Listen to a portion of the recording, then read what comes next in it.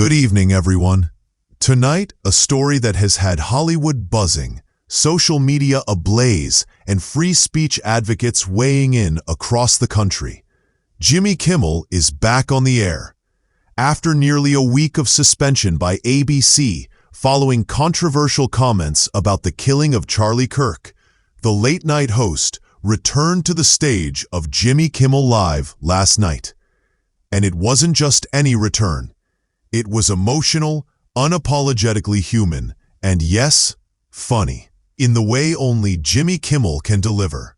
For 18 minutes, Kimmel spoke candidly, alternately cracking jokes, wiping away tears, and reminding viewers that free speech, however messy and complicated, is one of the cornerstones of American life. Kimmel began his monologue by thanking fans and colleagues for the outpouring of support, his voice breaking as he acknowledged the pain surrounding the tragedy at the center of the controversy. "It was never my intention to make light of the murder of a young man," he said, pausing to collect himself as the audience sat in near silence. That silence was broken by applause, the kind of applause that signals solidarity rather than entertainment. Kimmel went on to say, "This show is not important. What is important is that we get to live in a country that allows us to have a show like this." It was a statement that sounded less like a punchline and more like a reminder of why late-night comedy has always been about more than jokes. It's a place where culture and current events collide. But not everyone got to see Kimmel's emotional return. Nearly 70 ABC affiliate stations owned by Sinclair Broadcast Group and Nexstar Media Group chose not to air the episode, continuing their standoff with ABC over Kimmel's earlier remarks. For many viewers across the country, this meant that they had to turn to YouTube clips or social media snippets to watch what was arguably one of the most personal moments in the host's 20-year career. Media experts note that this decision highlights the growing tension between network broadcasters and affiliate stations over what constitutes acceptable content. A debate that is playing out far beyond late-night TV, in newsrooms, streaming platforms, and even state legislatures. Adding fuel to the fire, former President Donald Trump weighed in, posting on Truth Social that ABC should let Jimmy Kimmel rot, and even threatening legal action against the network. While critics dismissed the comments as political theater, they underscored how intertwined late-night television and political discourse have become. For Kimmel, who has never shied away from criticizing political figures, the backlash is nothing new. But this moment feels different, as it touches on the deeper question of how far a comedian can go when the subject is tragedy, not satire. Late-night TV has often walked that fine line, using humor to process national pain, but risking backlash when the joke feels too close to the bone. Kimmel's comeback wasn't just serious. It was still a show, after all. Actor Glenn Powell joined as the first guest back, and behind-the-scenes photos showed Kimmel smiling, hugging his staff, and even joking about his teleprompter malfunctioning during rehearsals. It was a return to normalcy, if only for a night, and perhaps a reminder to audiences that the heart of Jimmy Kimmel Live is still comedy.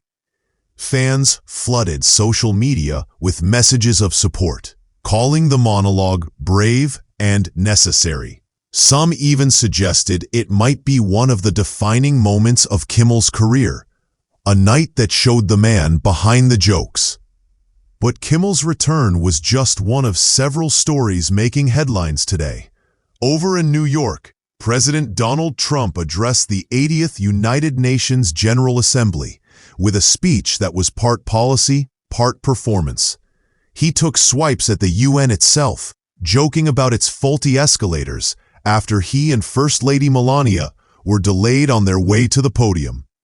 Yet the tone quickly turned serious as Trump criticized what he called the globalist immigration agenda. touted his record on ending wars, and even revealed that he had bumped into Brazilian President Luiz Inácio Lula da Silva in the hallway, leading to a surprise agreement to meet next week.